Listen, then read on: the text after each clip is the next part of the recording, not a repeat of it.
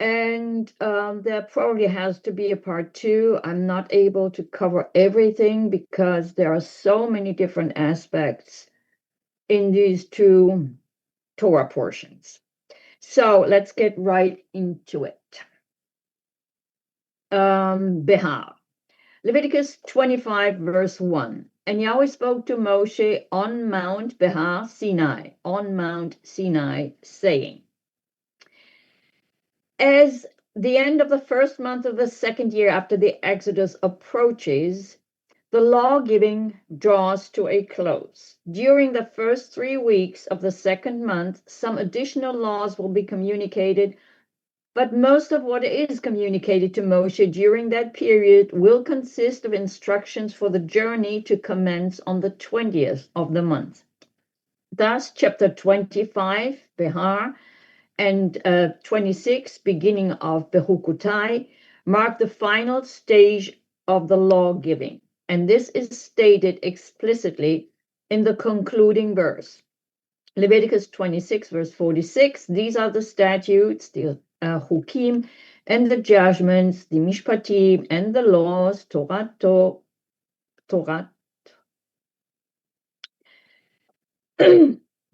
which Yahweh made between himself and the children of Israel on Mount Sinai by the hand of Moshe. Parashat Behar, on the mount, continues in the same vein of holiness as it now concerns the land. And we have to remember that the command to holiness in all areas is part of the finalizing stage of the covenant stipulations.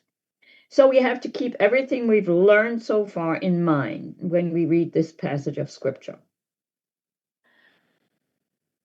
Next, Psalm 24, verse 1. Psalm 24 is the psalm for Sunday. Sunday, which is the first day, but also the 8th day, just like the Yovel. Keep that in mind.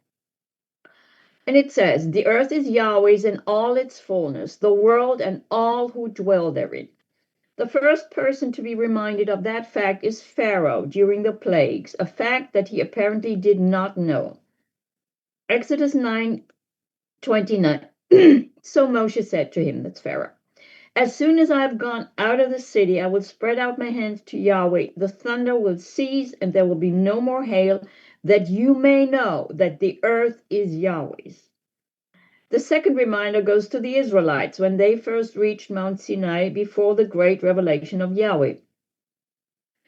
Exodus 19:4-6. You've seen what I did to the Egyptians and how I bore you on eagle's wings and brought you to myself. Now, therefore, if you will indeed obey my voice and keep my covenant, then you shall be a special treasure to me above all people, for all the earth is mine. So a special treasure, it's not because of who you are, but because of who I am. And you shall be to me a kingdom of priests and a holy nation. These are the words which you shall speak to the children of Israel. This establishes Yahweh as the creator, the author, and the owner of everything there is, and he can give what is his to whoever he wants. The reason for Israel's election is to reflect here on earth who Yahweh is to the nations. Every Israelite became a landowner. The major reason for that is, I think, so that every Israelite would be able to experience the promised blessings of abundant fruitfulness for obedience and loyalty to the covenant. And this explains many laws in Parashat Behar. As a landowner, an Israelite cannot permanently lose his inherited piece of land given to him by God, and as a landowner, an Israelite cannot permanently be a slave. So Yahweh is the owner. But as we've explained before, you may remember, Yahweh is also your neighbor. You may remember this idea originates in the Decalogue, in the 10 Commandments.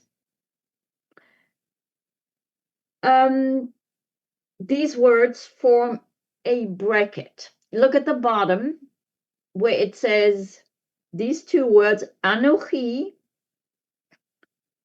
and Reyecha.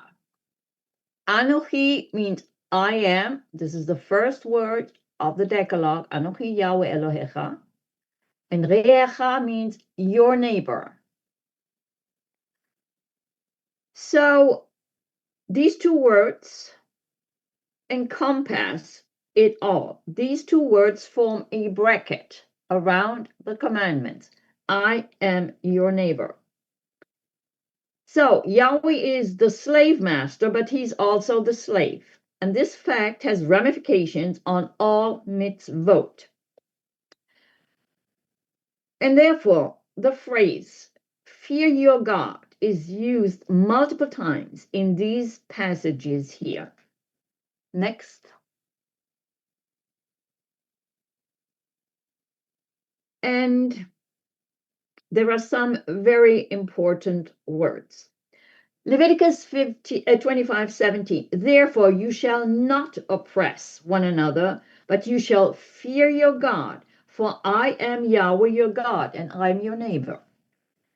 Leviticus 25:35 through 37. If one of your brethren becomes poor and falls into poverty among you, then you shall help him like a stranger or sojourner, that he may live with you. Take no usury or interest from him, but fear your God, that your brother may live with you. You shall not lend him your money for usury, or nor lend him your food at a profit. So here you have these three important words: interest, usury, and profit. And they show up as a bookend again in Ezekiel 22. We covered Ezekiel 22 and some other aspects of this, where they do the exact opposite of what was commanded in Leviticus here. Ezekiel 22:12.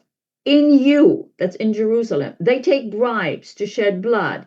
You take usury, and this is mentioned here for the last time, and increase, last time. You have made profit from your neighbors by extortion and have forgotten me, says Adonai Yahweh. And verse 29, the people of the land have used oppressions, committed robbery, and mistreated the poor and needy, and they wrongfully oppress the stranger. Everything the exact opposite of what Leviticus 25 commands. In general, if we think of interest, we think of a general fee, a percentage for borrowing money, and usury is considered excessive, illegal, exceeding the maximum limit set by whatever law. But in scripture, they are used interchangeably. Next, Leviticus 26, verses 1 and 2. And you shall not make idols for yourselves, neither a carved image nor a sacred pillar shall you rear up for yourselves, nor shall you set up an engraved stone in your land to bow down to it. For I am Yahweh your God. You shall keep my Sabbath and reverence my sanctuary. I am Yahweh. Reverence my sanctuary. But it is not just this reverential fear, but a healthy fear. And Friedman, in his translation, he keeps it as fear. Observe my Sabbaths and fear my sanctuary. The verb is yare, and it appears first in Genesis 3:10. So he, that's Adam, said, I heard your voice in the garden, and I was afraid because I was naked and I hid myself. And the fear of the Lord, Yirat Yahweh, this is not just awe or reverence in this context, but a healthy kind of fear. Romans 3:18 says, there is no fear of God before their eyes, and it's quoting Psalm 36, verse 1. And here the Greek for fear is phobos, which means alarm or fright, be afraid, exceedingly, fear or terror. So this is a lot more than just reverential fear. And fear my sanctuary also, we have to remember that trespass of sancta, the holy things of God, is dangerous and can have lethal consequences. Therefore, a healthy fear or respect or reverence of God is a requirement. The two main themes in Parashat Behar are the Shemitah, the sabbatical year, and the Yovel, the Jubilee. Next. Shemitah means release, and it appears 5 times only in Deuteronomy. And Yovel means ram's horn, and that appears first in Exodus 19:13. This is what they heard at Mount Sinai. Leviticus 25:4. But in the 7th year there shall be a Sabbath of solemn rest, Shabbat Shabbaton, for the land, a Sabbath to Yahweh. Shabbat Shabbaton, Shabbat la Yahweh. Shabbat to Yahweh. This phrase is only used for the weekly Shabbat in Leviticus 23:3. And it is used twice here in verses 2 and 4 for the Shemitah. This makes the 7th year appear to be highly significant to God and equivalent to the other appointed times and sacred occasions of God, which are called Shabbat Shabbaton. Now let's look at Messianic aspect of the Shemitah, the sabbatical year. That's from First Fruits of Zion. In Leviticus 23, the Torah lists the 7th-day Sabbath as the first appointed time on God's calendar. Shabbat commemorates 2 things. It memorializes the creation of the world, as Exodus 20, verse 11 states, and it commemorates the Exodus from Egypt, as Deuteronomy 5:15 states. But the weekly Shabbat also foreshadows the Messianic age. And the sages compared each of the 6 days to a millennium of history, and the 7th day to the 1,000 years of Messiah. According to this interpretation, if this is correct, the Sabbath offers a weekly foretaste of the era of peace and rest when Messiah will rule the earth. And God gives us, so they say, the Shabbat as a down payment on the age of Messiah that is yet to come. So they say. The same symbolism applies to the Shemitah. The 6 years of planting and harvesting correspond to the ages of redemptive history, and the Shemitah corresponds to the coming age of peace. These correlations may be illustrated from the Garden of Eden. In God's ideal world, man ate the fruit of the garden, that which grew on its own without undue effort. After man's sin, however, God cursed the ground, and he told Adam, "In toil you shall eat of it all the days of your life." That's Genesis 3, verse 17. The idyllic life of Eden vanished, and from that day forth, agriculture required a lot of work. The Shemitah is reminiscent of that Edenic state. In the Shemitah, the Israelites ate only what grew on its own. They did not harvest except to feed their families. They could eat of the produce of the vineyards, the orchards, and the fields, but they did not actively engage in working the land. Instead, the land shall have a Sabbath rest. Leviticus 25, verse 4. And in that sense, the Shemitah looks forward to the Messianic age, and in that day, the curse will be removed, and the earth will be like the garden of God. Next, the Yovel.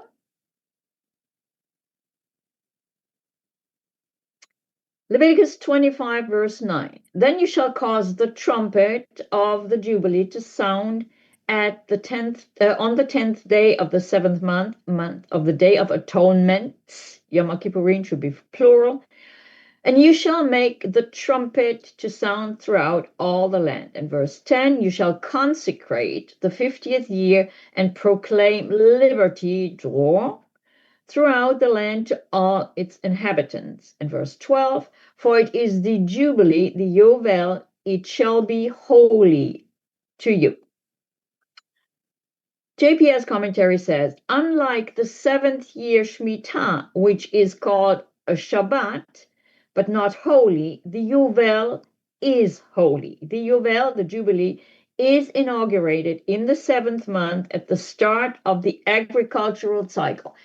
And here we get the idea of 2 new years, and there is absolutely no reason to fight over any of this.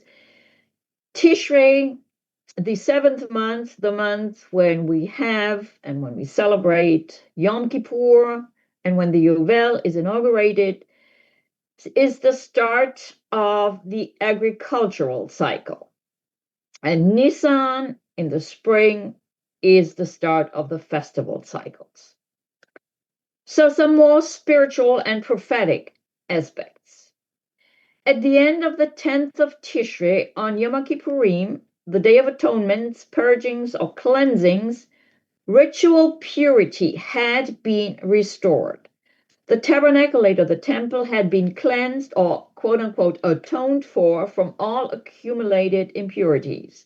It was a day of national cleansing. The sins of national Israel had been taken away or forgiven or purged.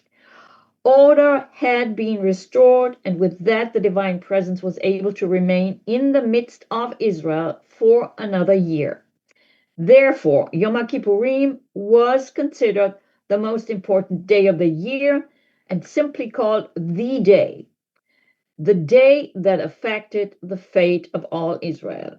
And at the end of the day, in the 50th year, the great shofar proclaimed the Yovel and liberty throughout the land. And when I phrase it like this, you can hopefully see the prophetic picture presented here. New King James commentary says, Yovel, a related term, is known from Mesopotamia, where it indicates the general release proclaimed occasionally by kings in order to create or restore economic stability near the beginning of their reign. But I would also say that it was to create a, let's say, positive or welcoming or supportive attitude for the new ruler among his subjects. The meaning of the Israelite Jubilee release was its regular occurrence, which gave it predictability and independence from the arbitrary will of an absolute human ruler. Well, okay, this is what it was supposed to be, according to the divine decree. But this is prophetically important. JPS says on the term Jubilee. Jubilee, an ancient translators drew an artificial connection between Hebrew Yovel and the similar Latin sounding jubilare, meaning shout for joy. Thus, the English Jubilee suggests the idea of jubilation, which is not present in the Hebrew. In the Hebrew, this is a covenant promise that was guaranteed. The word Yovel means ram's horn, and as I said, it was heard on Mount Sinai. It occurs 27 times in Scripture and 20 times as Jubilee in Leviticus, and 5 times as ram's horn in the book of Joshua, and then a couple of more times.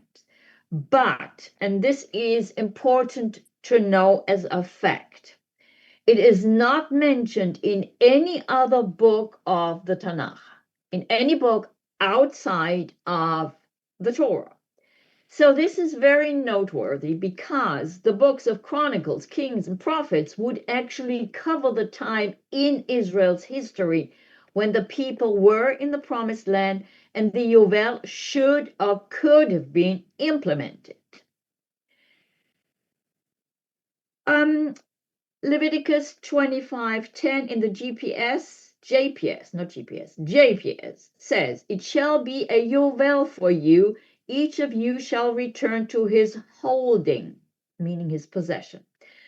The basic postulate of the Yovel, from which the legislation in this chapter derives, is that once the Israelites have entered the land of Canaan, the land is divided up by lot in perpetuity. The land of Canaan is not the Israelites' property. It is rather a holding. and so are the plots of land held by each tribe, clan, and family. Collectively and individually, these holdings are not theirs to buy, sell, and reapportion. The Israelites are mere leaseholders. They are tenants on the divine estate, and the holdings God has parceled out to them are inalienable. Though the ultimate effect of this far-reaching legislation may be social, the pervasive concern is religious, indeed theocentric, meaning the Yovel is actually an expression of who God is. It's about him, and the people are just reaping the social benefits if. The Yovel, like the Sabbath and the festivals, is an assertion of God's exclusive proprietorship and dominion, designed to keep the Israelites constantly aware that they are his indentured servants or slave. This is why I said before, he is the slave, but he's also the slave master. His indentured servants, to be his servants, that was the declared purpose of the Exodus, that they may serve me. Therefore, they owe him. They owe him loyalty and obedience. And if that is not given, if that is not the case, then he kicks them off his property. Once again, the lawgiver expresses the idea that social legislation is included among God's commands only insofar as it impinges on the sacred, i.e., his holy land. Therefore, buying and selling of land in Canaan is actually a matter of leasing until the Yuvel, the year of Jubilee. The Israelites, like the landholders, like the landholdings in Canaan, are divine property. They are released in the Yovel. And as far as I know, there is no reference whatsoever to Israel ever proclaiming a Yovel in the Tanakh, nor is there any reference to Israel ever observing the Shemitah, the sabbatical year, releasing indentured slaves and letting the land rest. There may be very practical reasons for that in their mind. Let's just use our imagination. Israel was an agrarian society. Life was busy. Life revolved around working in the field, sowing and reaping, taking care of the flocks, etc. In a Shemitah, or worse, in a Yovel, none of that was allowed for several years. So what would people be doing all year long, or all the years long? Just imagine, if you can. You probably can't. There was no phone, no TV, no internet, no social media, no movie theater, no gym, no vacation, no entertainment, etc., etc., etc. Nothing. So the rabbinic answer to everything is always study Torah.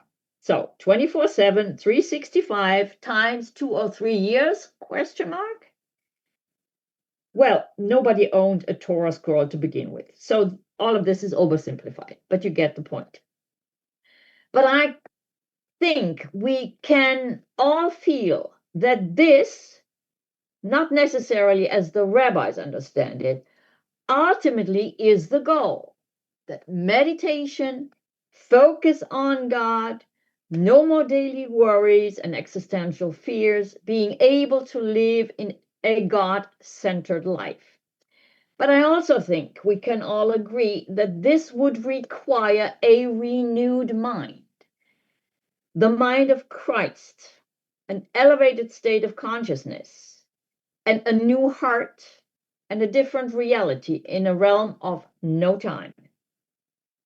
And as I said, there seems to be no indication that the Yovel, the Jubilee, was ever implemented. And also think about when they started. When they started out, there was the conquest. Then there were internal wars all the time. And then there was the split of the kingdoms. So there are some, of course, that claim that it was observed during the Second Temple period, but I've never seen them quote any source. Israelite history, as presented in the writings of the prophets, testifies to the opposite. Plus, former Israel was under foreign rule after the Babylonian exile, and the small province of Judea was more or less all that was left, where the Judeans had some kind of limited governmental authority for a while. From God's perspective, the people's unwillingness to obey the laws of Shemitah and Yovel for whatever reason, practical, logical, for doubt or fear, their unwillingness to obey these laws robbed him of the opportunity to show himself great, to demonstrate to the nations the meaning of his name, Yahweh, the one who causes to be, by providing abundantly without sowing for several years in a row, which is unnatural, and thereby fulfilling his covenant promise. Instead of Kiddush Hashem, the sanctification of his name was profaned or defiled. And here again we have a bookend passage from the prophet Jeremiah. We've gone through this many times, but we are going to read it again because this makes everything very clear. Jeremiah 34, verses 8 through 17. This is the word that came to Jeremiah from Yahweh after King Zedekiah, who was the last king of the kingdom of Judah, had made a covenant with all the people who were at Jerusalem to proclaim liberty to them, that every man should set free his male and female slave, a Hebrew man or woman, that no one should keep a Jewish brother in bondage, because of Yahweh is their neighbor. Now, when all the princes and all the people who had entered into the covenant heard that everyone should set free his male or female slaves, that no one should keep them in bondage anymore, they obeyed and let them go. They made a covenant. Making a covenant always means the invocation of the name of Yahweh. But afterwards they changed their minds and made the male and female slaves return whom they had set free, and brought them into subjection as male and female slaves. So they invoked the name of Yahweh, and now they changed their minds. So that meant they had used his name in vain, which meant they had profaned his name. Therefore the word of Yahweh came to Jeremiah from Yahweh, saying, Thus says Yahweh, the God of Israel, I made a covenant with your fathers in the day that I brought them out of the land of Egypt, out of the house of bondage, saying, At the end of 7 years, let every man set free his Hebrew brother who has been sold to him, and when he has served you 6 years, you shall let him go free from you. This is what our Parsha talks about. But your fathers did not obey me, nor incline their ear. Then you recently turned and did what was right in my sight, every man proclaiming liberty to his neighbor, and you made a covenant before me in the house which is called by my name. Then you turned around and profaned my name, and every one of you brought back his male and female slaves whom you had set at liberty at their pleasure, and brought them back into subjection to be your male and female slaves. Therefore, thus says Yahweh, you have not obeyed me in proclaiming liberty, everyone to his brother and everyone to his neighbor. Behold, I proclaim liberty to you, says Yahweh, to the sword, to pestilence, and to famine, and I will deliver you to trouble among all the kingdoms of the earth. So, these are the curses predicted in Leviticus 26. God had warned them what he would do in response to their disobedience, and that is next. Leviticus 26:33. I will scatter you among the nations and draw out a sword after you. Your land shall be desolate and your cities waste. The 70 years of Babylonian captivity were punishments for the 70 sabbatical years Israel missed from the time they entered the land to the destruction of the first temple. During the captivity, God caused the land to receive its appropriate rest, remaining desolate for 70 years. And the book of Chronicles towards the end says, 2 Chronicles 36:21, And those who escaped from the sword he carried away to Babylon, where they became servants to him, that's King Nebuchadnezzar, and his sons until the rule of the kingdom of Persia, to fulfill the word of Yahweh by the mouth of Jeremiah, until the land had enjoyed her Sabbath. As long as she lay desolate, she kept Sabbath to fulfill 70 years. Next, Yeshua, our Yovel. We have a witness. Do we have that? Yes. We have a witness that predates the Christian era from the Dead Sea Scrolls, where the Yovel year is tied to the Messiah of Isaiah 61. Isaiah 61 is what Yeshua claims and quotes in Luke 4, which we're going to read in a bit. In Isaiah 61, who is in turn associated with Melchizedek.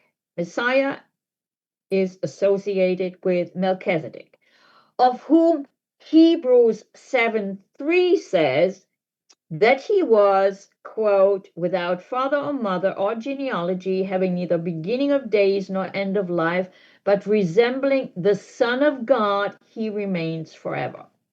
And this is from the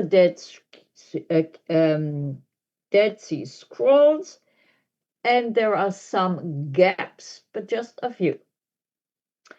Melchizedek, who will return them to what is rightfully theirs. He will proclaim to them the Jubilee, thereby releasing them from the debt of their sins. He shall proclaim his decree in the first week of the Jubilee period that follows 9 Jubilee periods. Then the Day of Atonement shall follow after the 10th Jubilee period, when he shall atone for all the sons of light and the people who are predestined to Melchizedek. Upon them, 2 gaps. For this is the time decreed, for the year of Melchizedek's favor.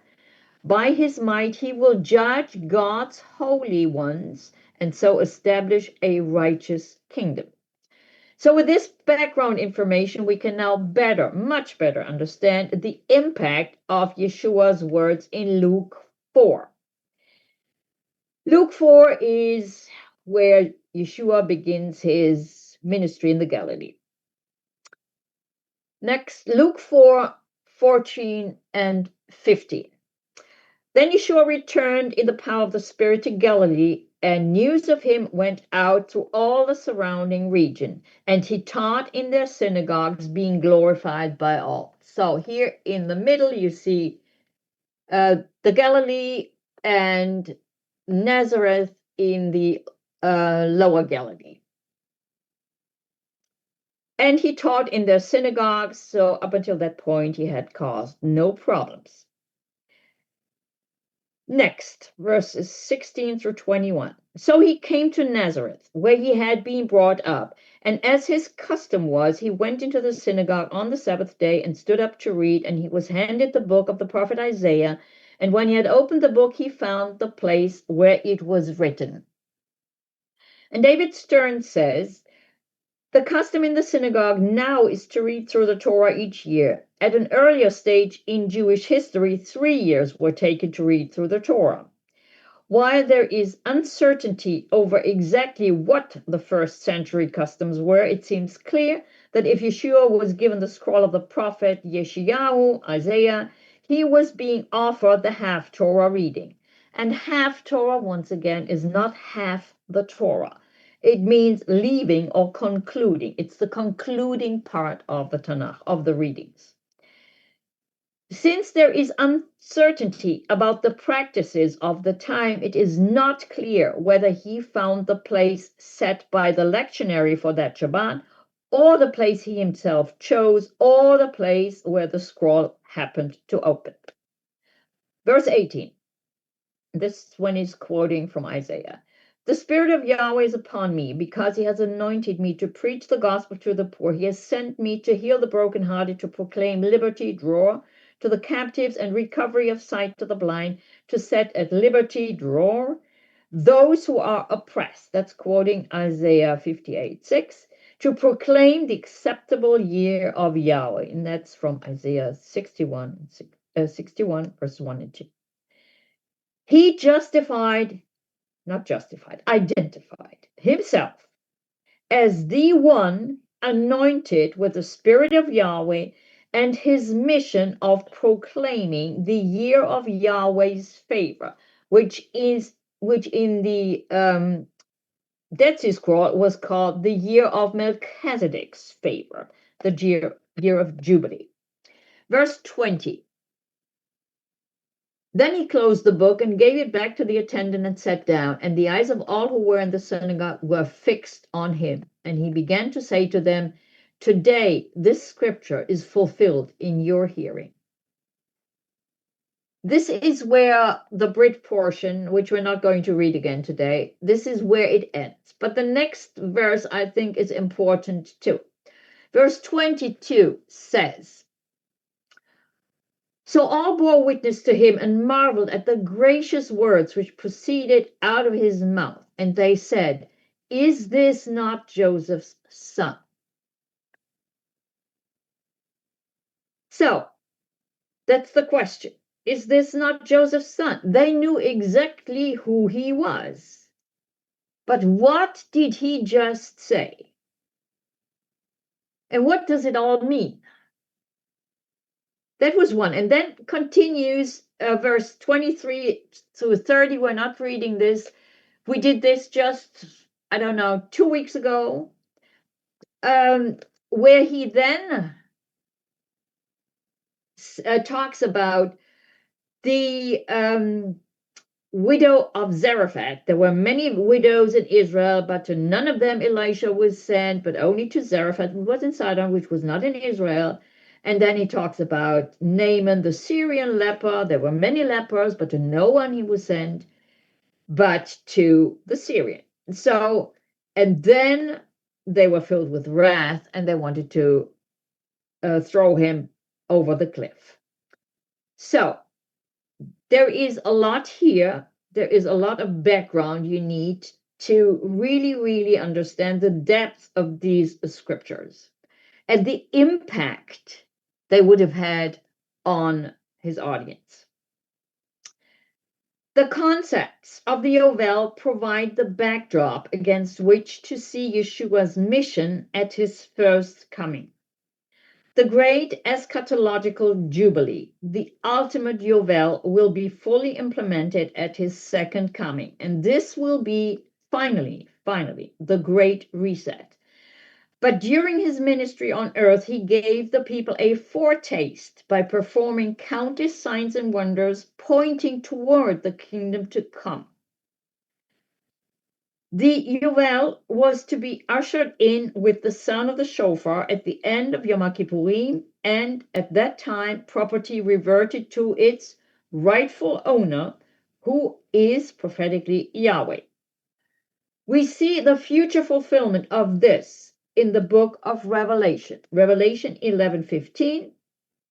Then the seventh angel sounded, and there were loud voices in heaven saying, "The kingdom of this world has become the kingdom of our Lord and his Messiah, and he shall reign forever and ever." So, proclaiming the Yovel, or himself being the Yovel, was a huge claim. Now Yeshua had to prove it. Next, talking about slavery. 2500 BC, Genesis 47, slaves owned by Pharaoh were required to pay him 20% of their income, the crop and the harvest. Fast forward, 2024 AD. The median U.S. taxpayer pays 24.8% income tax along with 7.65 FICA taxes. On his taxed income, he then pays sales tax, property tax, gas tax, and many other taxes and fees. So I guess Egypt wasn't really that bad after all. Okay.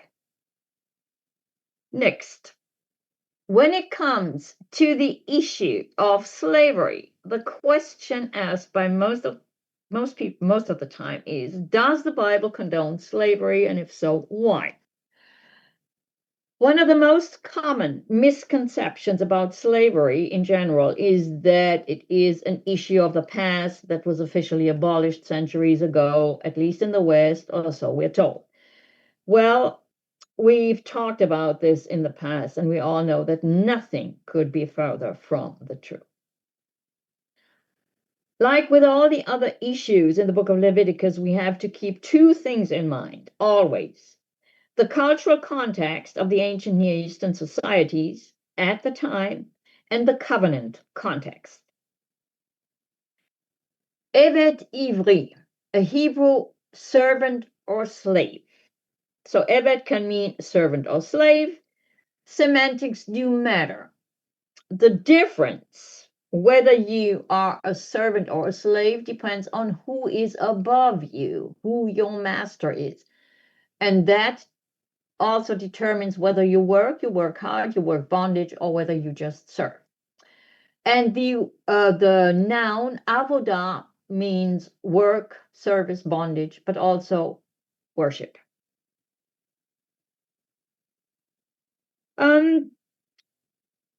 But our parsha deals with the matter of slavery as part of the economic structure of ancient Near Eastern society, and particularly of Israelite society.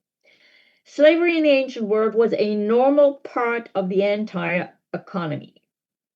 In those days, there was no standard of currency. People did not ordinarily work jobs like we do. People lived primarily off the land.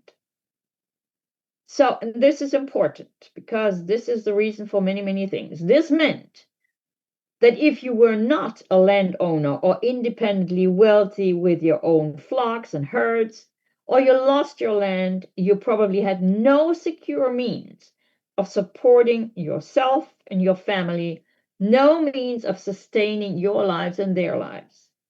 The concept of work for hire was risky and short term and had no guarantees. There were no labor laws, there were no work guarantees. There were no minimum wage requirements or retirement plans, no kind of job security, nothing. So for the landless, lower class, servitude was an attractive option. And in many cases, I guess, we would say the only option. It offered the acquisition of meaningful skills, if you had none. It would maybe lifelong employment in food and shelter for a person and his dependents. And in addition, when the various law codes of the ancient Near East are compared, the Torah of Israel is markedly civil and humane in terms of the treatment of slaves.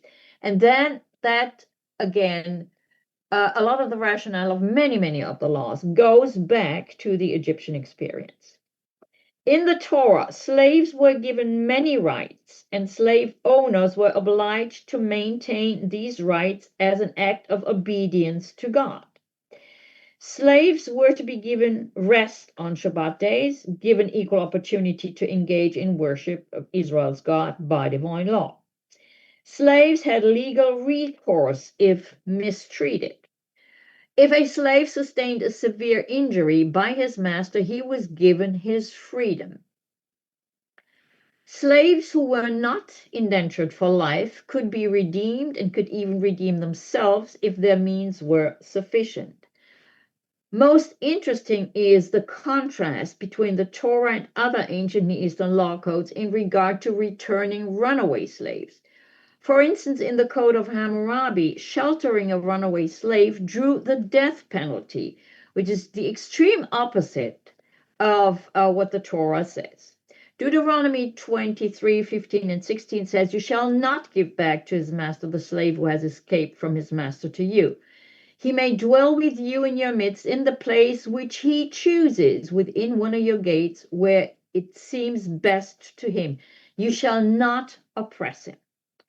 The mandated refuge within Israel was a matter of preserving the runaway slave's life. Once again, we see the Torah provided justice for all people regardless of their ethnicity or economic status, considering the preservation of life more important than compliance with the laws of the pagan nations.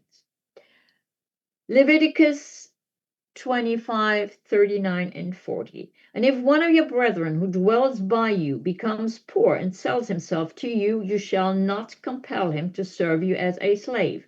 As a hired servant he shall be with you, and a sojourner he shall be with you, and shall serve you until the year of Jubilee. One Israelite can never be another Israelite's slave. Why? Verse 42. For they are my servants, whom I brought forth out of the land of Egypt. They are not to be sold as slaves. The duty of treating the Hebrew servant and handmaid otherwise than as slaves, and above all their retention in service for a limited time only, was deemed by the lawgiver of such importance that the subject was put next to the Decalogue at the very head of civil legislation. This is Exodus 21, immediately after the Decalogue. This is Parshat Mishpatim, the first laws. And remember, in the Decalogue, God says, I am your neighbor. Verse 43.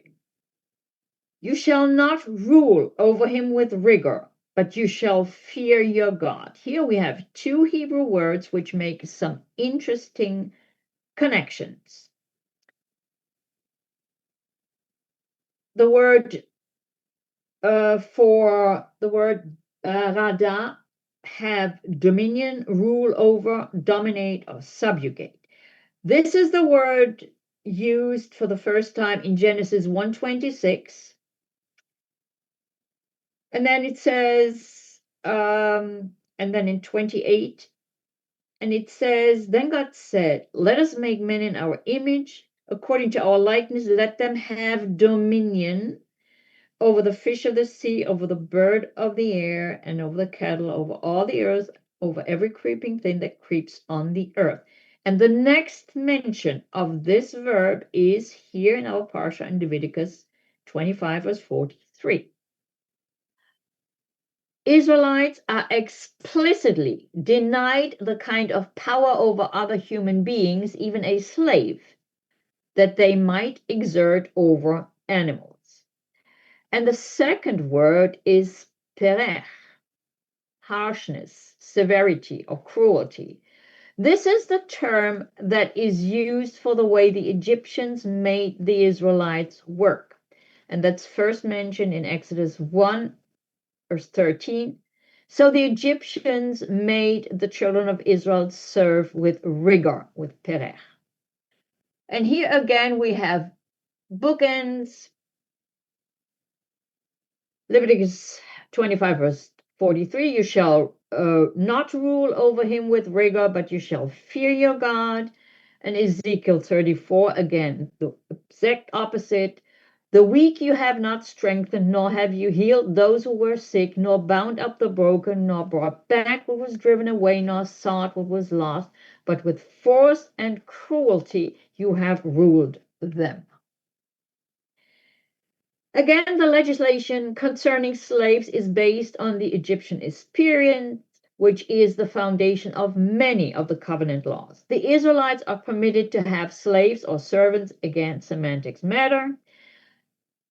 They may have slaves or servants themselves, but not in the manner of the Egyptians. They cannot overwork them and they cannot mistreat them.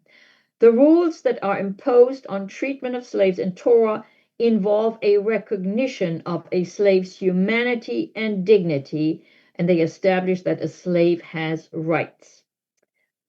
From the New King James Cultural Backgrounds Bible on slavery. In Israel, then, the institution of slavery was not the result of bigotry or ethnic exploitation.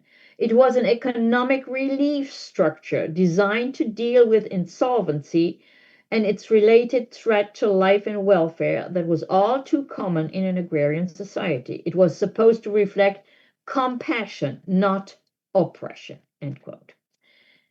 This should bring to mind a passage from the Brit, namely Yeshua's parable of the workers in the vineyard in Matthew 20, verses 1 through 16. Even though it is a parable, it is based on the actual situation at the time so that the audience was able to relate to the story. The parable is about a landowner who hires laborers for his vineyard at different times of the day, promising them a denarius for their work. And at the end of the day, he pays all the laborers the same amount, regardless of the time they worked. And everybody said, that ain't fair. Verses 6 and 7. And about the 11th hour, he went out and found others standing idle and said to them, why have you been standing here idle all day? And they said to him, because no one hired us. He said to them, you also go into the vineyard, and whatever is right you will receive. And we all know how the story ends. The point here is, if that man had not hired the one who was looking for a job, he would not have had any money. He would have nothing. So my point is that the quote-unquote institution of hired labor and or slavery for a day, a week, or an extended period of time was an absolute necessity for survival in the ancient Near Eastern culture for people who did not own a piece of land. There was no alternative. The positive side is that Torah gives those people rights and commands that they be treated humanely and with dignity. Next, redemption and the kinsman redeemer. Some important words. Redemption, geula. You see all the words here: redemption, redeem, kindred, from the verb gaal, to redeem, act as a kinsman redeemer, avenge, revenge, ransom, or do the part of a kinsman redeemer. Then we have we have galut. So geula, redemption, and galut are opposites. Galut is exile, exiles, or captivity. Also, the same word is gola, or spelled differently, means the same, exiles or captivity. That comes from the verb gala, and look at the ones that I pointed out, means to exile, but also to reveal, captive, and to remove. So it has lots of meanings. The important words are geula, redemption, and galut, exile. Okay. From the JPS commentary.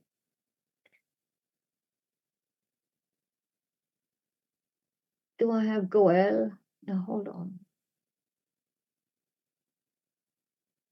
No, I think I don't have it. Doesn't matter. Okay, go next. While the Jubilee effects a general universal release throughout the years leading up to it, society must provide for the restoration of property and liberty whenever possible. The Jubilee is the last resort. And here we have to remember something. Yahweh is a God of order. Anything out of order is a gross misrepresentation of who he is. So, in our case here, an Israelite who has lost his land, an Israelite who has become a slave, or an Israelite who is poor. God requires this out of divine order situation to be fixed by the community as soon as possible. Every Israelite is every other Israelite's neighbor. And if every Israelite has the same neighbor, and that is Yahweh. So, therefore, all of this becomes a test of the heart. Redemption, Geulah. In the Bible, this term retains its literal, its commercial sense, as in reclaiming a pawned item or mortgaged property. A person who has lost his property or liberty must be enabled to regain it. This obligation is twofold. It devolves upon the buyer, who is required to allow the person in question to repurpose property and liberty, and upon the kinsman of the person in question, who must assist if the means to do so do not suffice. Otherwise, the Yovel, the Jubilee, when it eventually arrives, effects the redemption by fault. That is prophetic. If one of your brethren becomes poor, this expression is used 3 times in Leviticus 25, verse 25, 35, and 39. Friedman commentary says, it has long been noted that the 3 times this phrase occurs in this chapter reflect 3 stages of increasing hardship. In the first, the person has to sell his land. In the second, he has both lost his land and is without money. And in the third, he himself is sold or sells himself into servitude. And at each stage, the man's fellow Israelite is commanded to help him. This conveys the basic principle, namely, that as one's brother's need increases, so does one's responsibility to help him. Further, one must thus help one's fellow as a matter of law. So it's not an option, it's not a suggestion, it's a law. The poor man thus can know that his brother is helping him because the system requires brothers to help one another, and that if the shoe were on the other foot, he would do the same for his brother. This is not to say that the text denies or discourages feelings of compassion, but only that the fulfillment of the law is not made dependent upon the presence or absence of such feelings. So, the law commands to do it for the Israelites, even though they don't feel like doing it. In the prophets, in the Tanakh, for example, in Isaiah, Yahweh refers to himself, or Yahweh is referred to as the Goel, the Redeemer. Isaiah 47:4, for example, says, as for our Redeemer, our Goel, Yahweh Tsebaot is his name, the Holy One of Israel. Yahweh redeemed Israel from slavery in Egypt. The prophetic role of Mashiach, Yahweh in the flesh, is that of the ultimate Redeemer, the Redeemer of the whole world. He will bring universal redemption, deliverance from all kinds of bondage, spiritual and physical, and restoration and reconciliation of all creation to God. Yeshua is considered our kinsman redeemer because through the incarnation, he became fully human and a quote-unquote brother to humanity, allowing him to meet the requirement of kinship. As the God-man, he alone possessed the infinite value to pay the debt of sin and the human nature to represent humanity, and thereby redeeming believers from the curse of the law and adopting them as sons and heirs into God's family. And now we start Bechukotai, just part 1. Bechukotai, in my statutes. From God's perspective, there seem to be 3 major areas that are covered in the book of Leviticus. Number 1 is the prohibition of idolatry. This is the number 1 of everything. The observance of the Sabbaths, weekly, Moedim, and Shemitah, and reverence or fear for the sanctuary where his presence is. Parashat Behar ends with the first 2 verses of chapter 26. Leviticus 26, 1 and 2. You shall not make idols for yourselves, neither a carved image nor a sacred pillar shall you rear up for yourselves, nor shall you set up an engraved stone in your land to bow down to it. For I am Yahweh, your God, which is the real first commandment. You shall keep my Sabbath and reverence my sanctuary. I am Yahweh.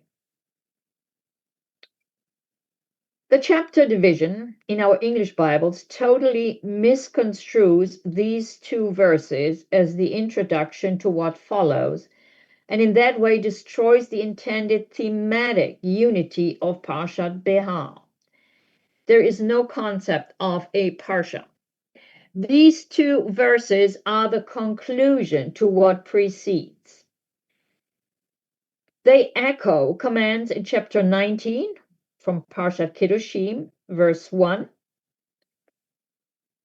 and it elaborates on 19 verse 4. Do not turn to idols, nor make for yourselves molded gods. I am Yahweh your God. And verse 2 repeats 19 verse 30. You shall keep my Sabbath and reverence my sanctuary. I am Yahweh. They act as concluding, as refrains, or as brackets, expressing 3 of the basic concerns of the holiness legislation and signaling the end of its body of laws. Then would follow what we can clearly define as the final steps of the covenant procedure, the blessings and the curses. And we are only going to cover the blessings today. We know this to be a fact because we have plenty of archaeological evidence. And here I have a quote. A collection of such blessings and curses was the usual way to close a major legal text in biblical times. It is a pattern that occurs outside the Bible in literature spanning the first 3 millennia BC. Legal collections such as the law of Ur-Nammu, Lipit Ishtar, and Hammurabi, Babylonian boundary stones, the Kudur stones, and Hittite, Aramean, and Assyrian treaties typically conclude with a section of blessings and curses. So there is plenty of archaeological evidence for this. And these law codes, which I've listed here, they cover the time from the early 2000s BC to the late 1100s BC. So this is what we have, and therefore we can say certain things and say that is just the way it is. And only when these were found did we really understand what that meant. And here I have 2 pictures. This is one. And here you can see the writing.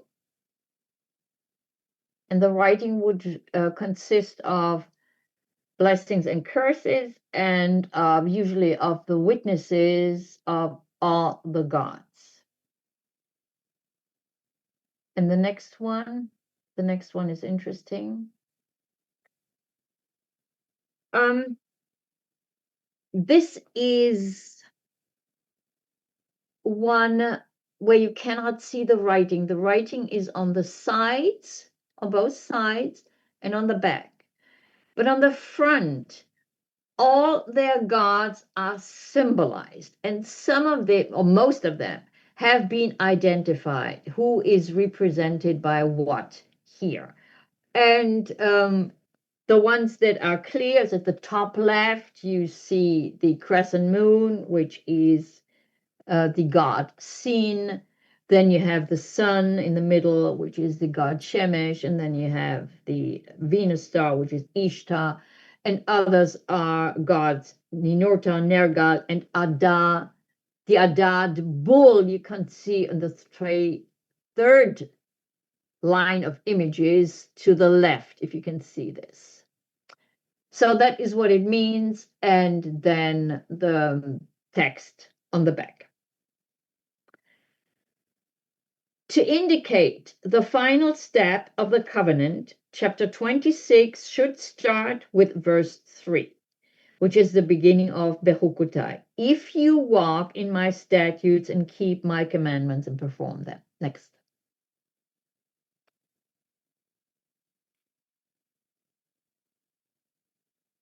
In our English translation, we cannot see that the word you is in the plural. You is always, or in many cases, it is an issue, and it makes more sense. It gives you the real meaning if you know whether or not it's singular or plural. And here it is in the plural, which you cannot see in English. So the conditional clause here is actually given to the nation of Israel as a whole, not to the individual. Therefore, what we read in chapter 26 is a listing of blessings and curses on the national level within the parameters of the God-Israel covenant.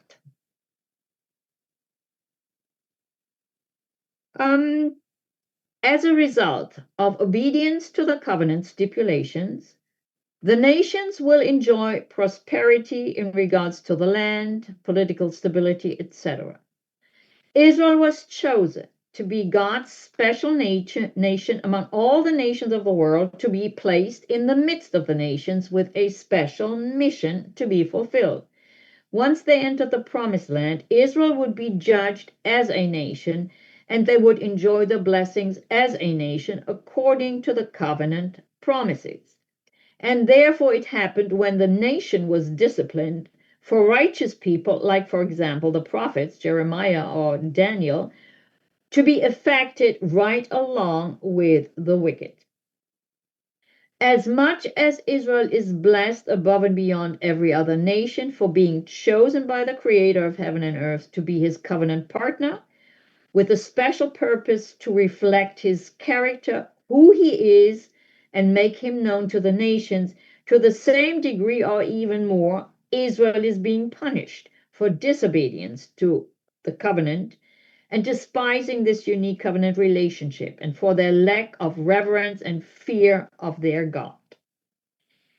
The blessings of chapter 26 are just 11 verses. Apparently, this is all that is needed because every area of life is covered. And there is a little nugget here where this understanding can be seen again as a bracket in the first and last letter of the blessing passage. It starts with Im Bechukotai, and the last word is komimiyut. And Im, if, komimiyut, upright. The first word, Im, begins with an aleph, and the last word, komimiyut, ends with a tav. This is the aleph tav bracket. The first and the last letter of the Hebrew alphabet, the beginning and the end. That's it. That's all you have to do, period. Now let's look at the blessings. The beginning verses of our Parsha, which is 26 verses 3 to 13, on the pshat, on the literal level, presents the covenant blessings for covenant loyalty and obedience in the land. As I always say, when we talk covenant, we have to make a frame around the land. But according to the rabbis, these verses go way beyond that and pointing to the future. Rashi and Ramban, for example, and many others, explain that the blessings described in Leviticus 26 will find their ultimate fulfillment only in the Messianic era. From First Fruits of Zion, the Torah presents a simple principle. Obedience begets blessing. Disobedience begets curse. Even though, as a reminder, these words, blessing and curse, do not appear here. The frightening litany of curses that fills the rest of the chapter leaves no doubt that God is serious about this obedience business. It is covenant language. We get to that next time. So the language, the harsh language, the very descriptive language would be no surprise to the hearers. Let's look at some of the messianic aspects of these blessings, and just a few. Leviticus 26, verse 4. For I will give you rain in its season. The land shall yield its produce, and the trees of the field shall yield their fruit. Considering how important rain in its season was for a land with no great rivers, rain out of season or lack of rain would probably be one of the very first alarming signs that something was wrong in the relationship with God and his people. Your threshing shall last till the time of vintage, and the vintage shall last till the time of sowing. You shall eat your bread to the full and dwell in your land safely. Vintage is a wine of high quality. Does that ring a bell? In Jewish writings, the grapes of the Messianic age are the quintessential expression of miraculous fertility anticipated in the days of the Messiah. Here is one example from Talmud Ketubot 111b.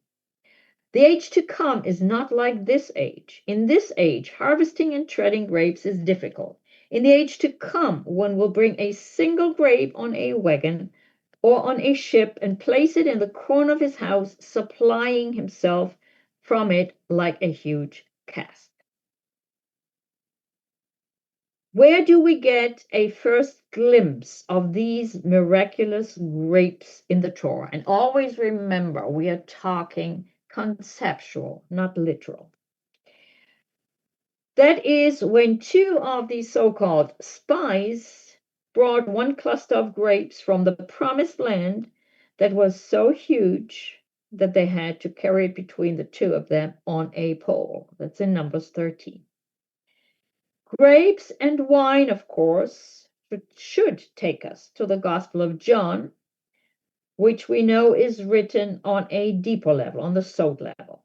And when you read the Brit, you always have to look for keywords. John 2, verse 1. On the third day, there was a wedding in Cana of Galilee.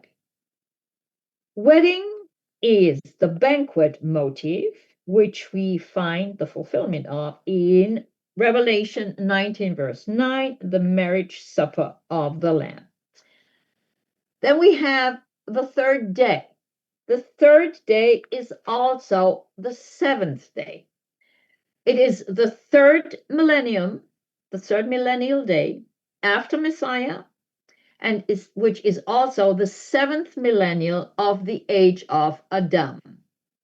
And that means that it is the Shabbat of history as we know it, going into and looking forward to the eighth day Shabbat, if our interpretations are correct.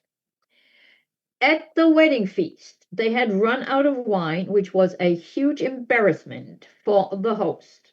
knowing that the feast would last for a week. Miriam approaches Yeshua and asks him to do something about it. Have you ever asked yourself the question why she would approach him to begin with? He was just a guest at a wedding. What did she expect him to do? What was his answer to her? He said, "Woman, what does your concern have to do with me?" Woman. Why does he not call her mother?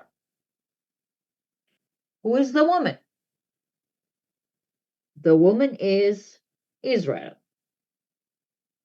We see this, and we covered this. Matthew 9, verse 20, that's the woman with the issue of blood. John 19:20, the woman caught in adultery. John 20:13, the woman weeping at the empty tomb. And in Revelation 12:13 through 17, the woman persecuted by the dragon. Woman, what does your concern have to do with me? My hour has not yet come. Meaning the kingdom in its fullness has not come yet, but I'm giving you a literal foretaste, a glimpse. And then he turns the water into wine. John 2, verse 10. And he, that's the master of the feast, said to him, the bridegroom, every man at the beginning sets out the good wine, and when the guests have well drunk, meaning when they are drunk, then the inferior. You have kept the good wine until now.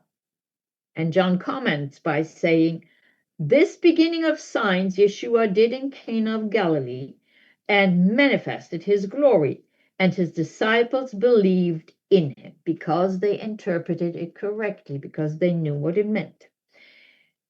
The Messianic wine was a harbinger of the expected miraculous fertility in the age to come.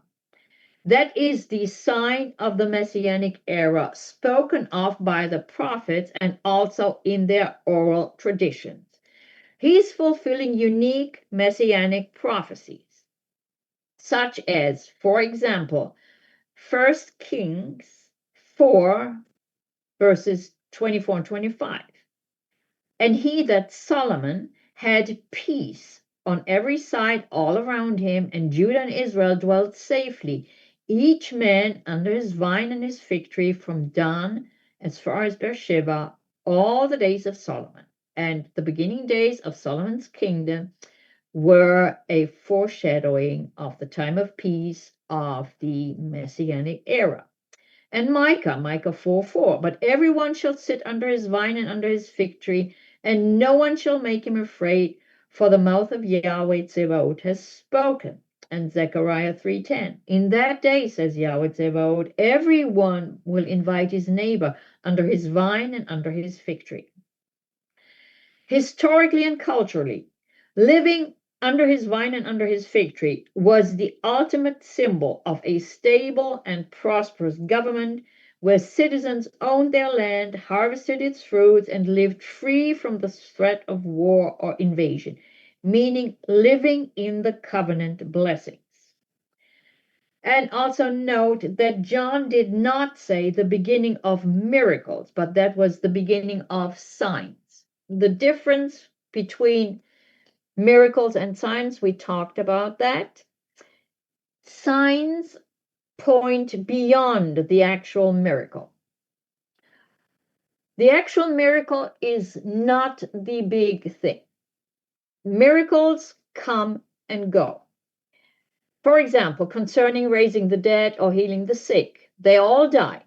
But the miracles were a sign pointing to the time when nobody would die anymore and when there would be no more sickness and death.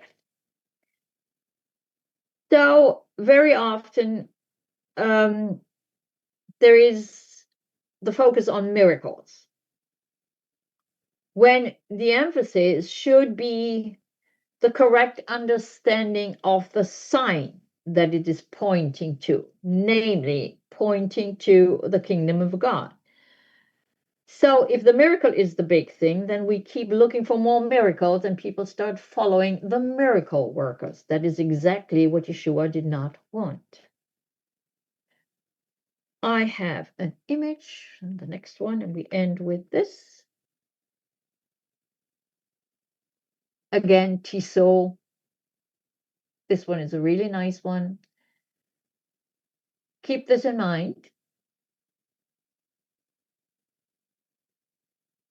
Leviticus 26:13 says, I've broken the bands of your yoke and made you walk upright. That was the last word of the blessing passage. That should remind you now of Yeshua healing a woman who was bent over. And again, that's in Luke 13. We have to look for keywords to connect scriptures. Okay, next.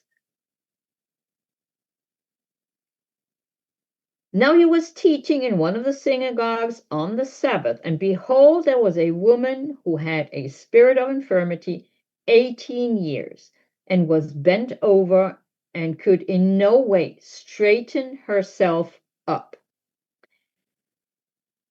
So she could not walk upright. But when Yeshua saw her, he called her to him and said to her, Woman, you are loosed from your infirmity. And he laid his hands on her, and immediately she was made straight or upright, and glorified God. But the ruler of the synagogue answered with indignation, because Yeshua had healed on the Sabbath. And he said to the crowd, There are 6 days on which men ought to work. Therefore, come and be healed on them, and not on the Sabbath day. So, keywords, of course, woman is Israel. Shabbat foreshadows the Messianic kingdom. And then we have 18 years. 18 is the numerical value of chai, of life. Yeshua healed on the Sabbath. Question, why? And he did that many, many times. Was it just to provoke yet another clash with a synagogue ruler or a Pharisee? No. He did this as a sign that the kingdom was literally at hand. I've broken the bands of your yoke, and made you walk upright. God reminds the Israelites that he is the one who ransomed them from slavery. As slaves, the Israelites were bent under the heavy yoke of carrying the great burden of their servitude, and he breaks the yoke. He sets them free so they can walk upright. The bent are straightened, the great Messianic reversal. They are free from slavery to be able to serve Yahweh. Now you are free to walk in my statutes. Behar-Bechukotai. That's what it means. I say Amen and Amen.